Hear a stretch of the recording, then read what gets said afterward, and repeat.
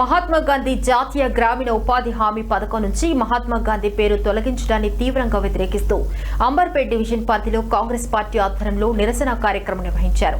పటేల్ నగర్ చౌరస్తాలో జరిగిన ఈ ఆందోళనలో కాంగ్రెస్ శ్రేణులు పెద్ద సంఖ్యలో పాల్గొన్నారు.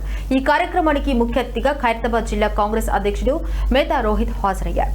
ఈ సందర్భంగా మోతా రోహిత్ మాట్లాడుతూ ఉపాధి పథకం దేశంలోని పేదలు గ్రామీణ కార్మికులకు ఉపాధి కల్పించడంలో కీలక పాత్ర పోషిస్తోందని తెలిపారు.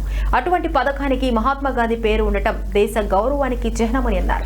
గాంధీజీ పేరు తొలగించడం బాధాకరమని, ఇది దేశ చరిత్రను గాంధీజీ ఆశయాలను అవమానపరిచినట్లేనని ఆయన విమర్శించారు. కేంద్ర ప్రభుత్వం వెంటనే ఈ నిర్ణయాన్ని ఉపసంహరించుకోవాలని డిమాండ్ చేసిన మోతా రోహిత్ లేని పక్షంలో కాంగ్రెస్ పార్టీ ఆధ్వర్యంలో రాష్ట్ర వ్యాప్తంగా ఉద్యమాలను ఉధృతం చేస్తామని హెచ్చరించారు. సత్యాగ్రహ కార్యక్రమాల్లో నిర్వహిస్తున్న భాగంగా ఈ రోజు అంబర్పేట్ నియోజకవర్గంలోని అంబర్పేట్ డివిజన్ లో మన్రేగా బచావ్ సత్యాగ్రహ కార్యక్రమాన్ని పులియన్ గారు నిర్వహించడం జరిగింది.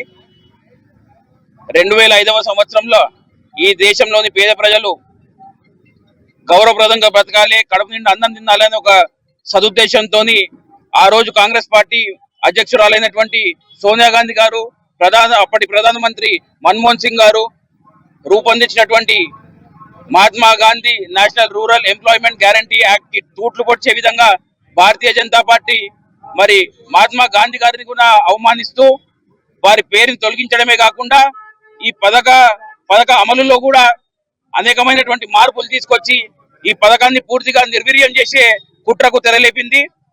గతంలో కాంగ్రెస్ పార్టీ హయాంలో ఈ పథక అమలుకయ్యే పూర్తి ఖర్చు కూడా కేంద్ర ప్రభుత్వమే భరించేది. కానీ దాంట్లో మార్పులు తీసుకొచ్చి ఈ రోజు 60% కేంద్ర ప్రభుత్వం భరించాలి, 40% రాష్ట్ర ప్రభుత్వాలు భరించాలని చెప్పేసి ఒక కొత్త నియమాన్ని తీసుకొచ్చి ఆర్థికంగా ఎంతో చితికిపోయినటువంటి రాష్ట్ర ప్రభుత్వాలు ఈ పథకాన్ని అమలు చేయలేక ఈ పథకాన్ని అటకెక్కించే విధంగా కుట్రకి తెరలేపినటువంటి భారతీయ జనతా పార్టీకి బుద్ధి చెప్పే విధంగా ఈరోజు దేశవ్యాప్తంగా రాహుల్ గాంధీ గారు